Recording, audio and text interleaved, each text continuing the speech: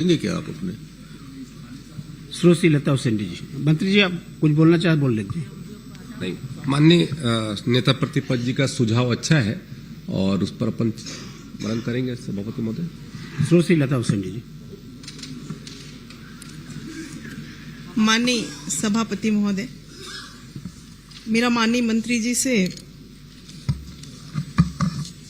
प्रश्न है।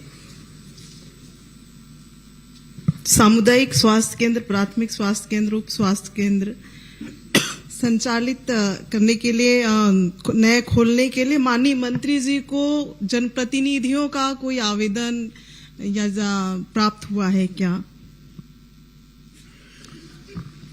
माननीय सभापति महोदय, कोंडागांव जिले के अंतर्गत समय समय पर कई जनप्रतिनिधियों के प्राथमिक स्वास्थ्य केंद्र, सामुदायिक स्वास्थ्य केंद्र और उप स्वास्थ्य केंद्र खोलने के लिए आवेदन प्राप्त हुए हैं और उन पर विभाग परीक्षण कराकर अपनी उपलब्धता के अनुसार उसमें समय समय पर खोलती है। और इन 2 सालों में हम लोगों ने सुदृढ़ीकरण किया भी है।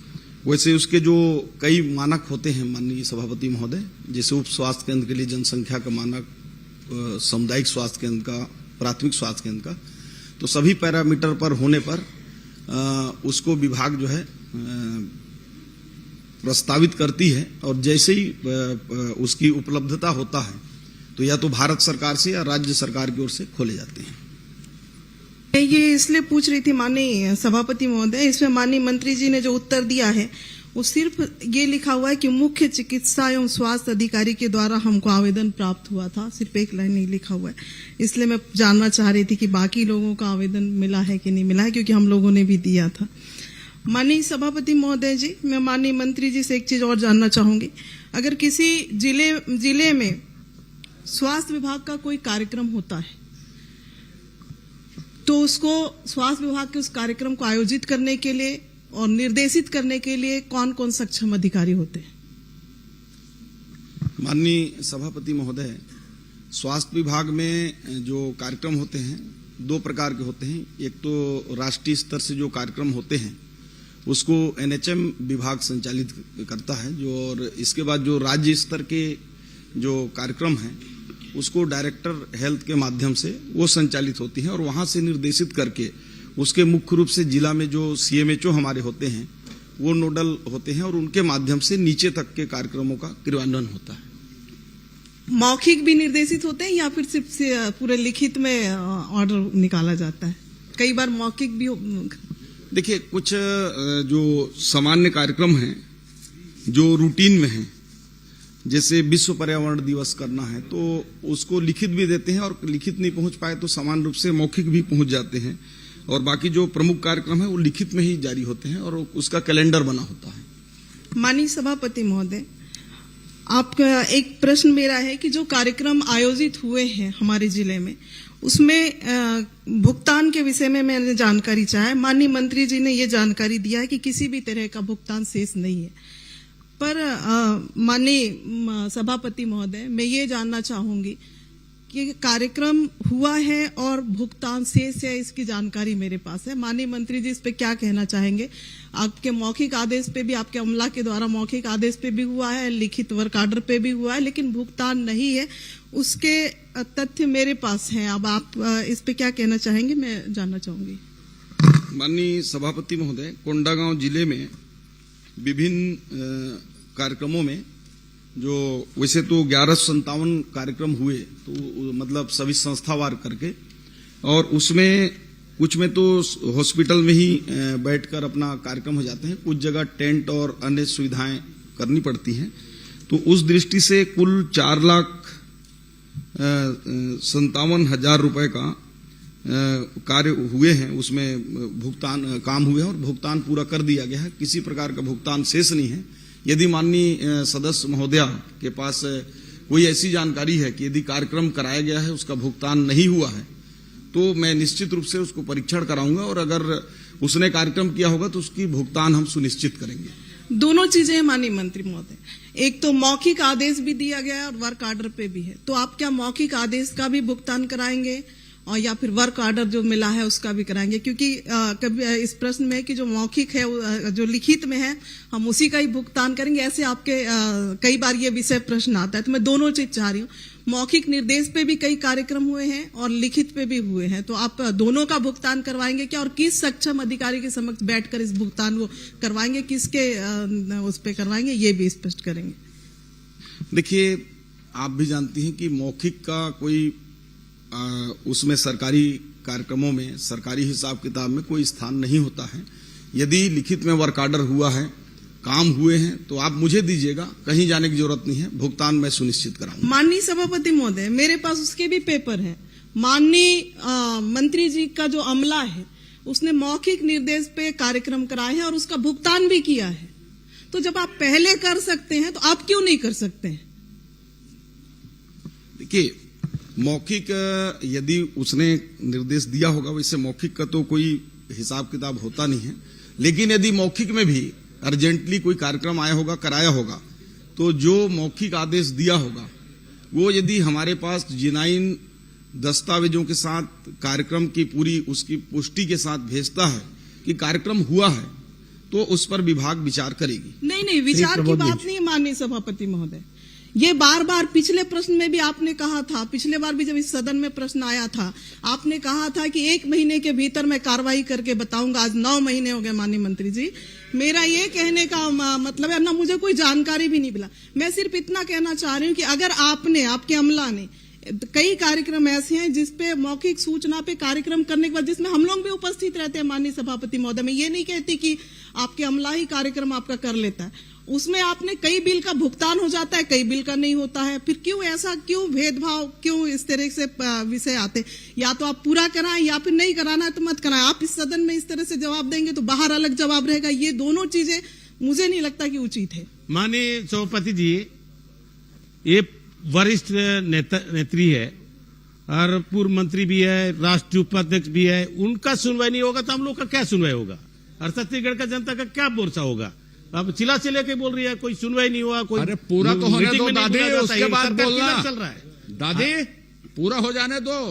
बहुत अच्छा पूछ रही हो, इतना अच्छा पॉइंटेड पूछना सीखो 5 बार के आप भी हो, समझे? अरे पूरा पूछ तो लेने दो, फिर बोलना आप। यही तो बात है हम लोग तो इसलिए दर्द है। मंत्री जी, दादी का सुनवाई न्यायालय में। माननीय सभापति जी, चूंकि माननीय सदस्य महोदय ने खुद ही कहा है कि मौखिक आदेश, और आप सभी जानते हैं कि मौखिक आदेश का सभापति महोदय, मैं ये कहना चाह रही हूँ कि पिछले बार आपके अमला ने भुगतान किया है, तो क्या एक बार करेंगे? नहीं करेंगे। विश्वास में अगर लोगों ने काम कर दिया आपके अमला पे कहने पे, तो ये 2 तरह की चीजें किस आधार पे पालन हो रहा है, मैं ये कहना चाह रही हूँ माननीय सभापति महोदय। जिसने वर्क किया तो वो तो किया, और आपके पुराने पिछले प्रश्नों के साथ भी आपने एक अतारांकित प्रश्न मैंने लगा, अतारांकित में मेरा प्रश्न आया है माननीय सभापति महोदय, उसमें भी पिछले बार के विषय के सब्जेक्ट इसी तरह के थे माननीय सभापति महोदय। आश्वासन मिला, कार्रवाई नहीं हुई, और अभी फिर माननीय मंत्री जी यहाँ पे कह रहे हैं कि मौखिक आदेश का कोई, लेकिन आपके पहले भुगतान आपके अधिकारियों ने किया है, तो कुछ का करेंगे और कुछ का नहीं करेंगे। इसके पीछे का कारण क्या है, ये मैं जानना चाहती हूँ कि आपके अधिकारियों के द्वारा ही इस तरह की गति। और सबसे बड़ी बात, आपने यहाँ पे अभी मुझे बताया कि निरंक है, और मैं ये तथ्य दे रही हूँ कि निरंक नहीं है, तो आप उस अमला जिसने आपको ये जानकारी दिया है, आपका भी गलती नहीं है, क्योंकि नीचे के लोग आपको दे रहे हैं, आप वो यहाँ पे सदन में बता रहे हैं।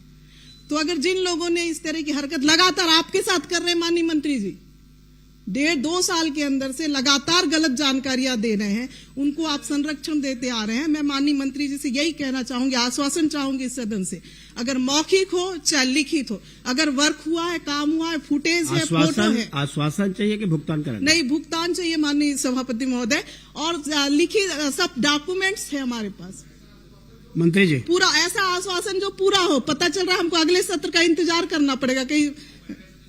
मंत्री जी सुनिश्चित करें ना उसको, बार बार माननीय सदस्य का जो प्रश्न है। सभापति महोदय, ये पूरा क्लियर है कि यदि कोई वर्क ऑर्डर दिया गया है और भुगतान नहीं हुआ है, तो मैं बड़े जिम्मेदारी से, मुझे अभी आप दे देंगे और मैं उसको भुगतान कराऊंगा। लेकिन मैंने दूसरा पहलू ये भी बोला कि मौखिक भी दिए हैं, कभी मौखिक भी यदि दिए हैं और वाकई में उसने काम किया है, इस बात की पुष्टि विभाग भेजता है, तो हम उसको कार्योत्तर अनुमति देकर उसको भी भुगतान करा देंगे। इससे और लिबरल जवाब क्या हो सकता है। प्रबोध बेंच। माननीय सभापति महोदय, कब तक कराएंगे ये जानकारी मुझे चाहिए, क्योंकि एक एक साल इंतजार हमने पिछले प्रश्न के लिए भी किया है और आगे भी इस तरह से ना हो, इसके लिए मैं माननीय मंत्री जी से कहना चाहूंगी कि कब तक कराएंगे, समय सीमा बताएं माननीय मंत्री। देखिए, अभी तो अब हो सकता है कि मार्च में न हो, क्योंकि वित्तीय उसके चलते 15 मार्च के बाद भुगतान कर पाना थोड़ा कठिन होता है। लेकिन अगर आपके पास दस्तावेज हो तो आज ही मुझे इस प्रश्नकाल के बाद दे देंगे, तो मैं उसका वो परीक्षण भी करा लूंगा और वाकई में देनदारी होगा तो उसको नए वित्तीय वर्ष में जल्द से जल्द हम माननीय सभापति महोदय जी, जो लोग लगातार सदन में गलत जानकारी दे रहे हैं, पर्याप्त आ गए। नहीं माननीय मंत्री जी के ध्यान में भी आ गए, आप डॉक्यूमेंट दीजिए ना, भुगतान की भी बात आ गई है। जो अधिकारी लगातार सदन में गलत जानकारी दे रहे हैं उनके ऊपर भी कार्रवाई होना चाहिए माननीय मंत्री, माननीय सभापति महोदय। उनको तो एक्सटेंशन मिल रहा है माननीय सभापति, गलत जानकारी, असत्य जानकारी दे रहे हैं उनके ऊपर कार्रवाई करेंगे क्या? दी जा रही है माननीय सभापति जी, गलत जानकारी देने का उसकी भी एक नियम प्रक्रिया है, उसमें बिल्कुल जो होगा वो तो आपके माध्यम से प्रबोध बेंच। ये तो पिछले बार भी आपने समय मांगा था, पिछले बार भी सदन में आपने कहा था हम नोटिस भेजेंगे, 1 महीने के अंदर कार्रवाई होगी, लेकिन ये 9 महीने हो गए माननीय सभापति महोदय जी, नोटिस का जवाब क्या आया हमको नहीं पता है। भाई 9 महीने नहीं, अगले साल फिर सत्र चालू होगा, 1 साल बाद भी वही स्थिति रहेगी। यदि प्रूफ नहीं होगा तो कैसे पैसा देंगे? अच्छा, ये आपने स्वीकार किया है माननीय मंत्री जी, आपने स्वीकार किया है कि दोषी अधिकारियों का एक जांच रिपोर्ट हमारे पास आया था, उसके आधार पे आपने स्वीकार किया था कि हम अधिकारियों को नोटिस दिए हैं, नोटिस का जवाब आ जाएगा, फिर हम कार्रवाई किए। जो तथ्य तो आपके पास था माननीय मंत्री जी। नहीं, उसमें जो जांच में जो पाया गया उसके आधार पर हमने कार्रवाई कर दिया है और जो भी रिपोर्ट में आते हैं, चूंकि जांच क्या कार्रवाई की हुई है मुझे भी जानने का, विधायक के नाते तो इतना तो उसको मैं अलग से आपको बता भी दूंगा, चूंकि इस क्वेश्चन से वो उद्भूत नहीं है। सदन में रख दीजिए माननीय मंत्री जी, सदन में रख दे ताकि बाकी सदस्यों को भी इसकी जानकारी हो। माननीय सभापति महोदय, और तारीख भी माननीय बताएं सभापति सभापति नहीं, पर्याप्त आ गया है, बहुत लंबा। माननीय सदस्यों का प्रश्न है, समय आप देखिए। प्रश्न से अलग बोल रहा हूँ, लगातार ये हो रहा है कि हर माननीय विधायक सभापति महोदय, बोलो मंत्री जी सुनिश्चित करे उसको। जवाब सही नहीं आ रहा है, प्रमोद बेंच, उसको व्यवस्था दे दीजिए, उसको प्रताड़ित करिए। हर विधायक लगातार हर मंत्री यही कह रहा है, माननीय सभापति गलत जवाब आ रहा है, हर बार गलत जवाब आता है। नहीं करते सभापति महोदय, सभापति महोदय, हर गलत जवाब आता है। पहले कि मेरे वन विभाग के जवाब में सभापति महोदय, गलत जवाब आता है, यही हो रहा है। महात्मा दीवान है। 10 उत्तर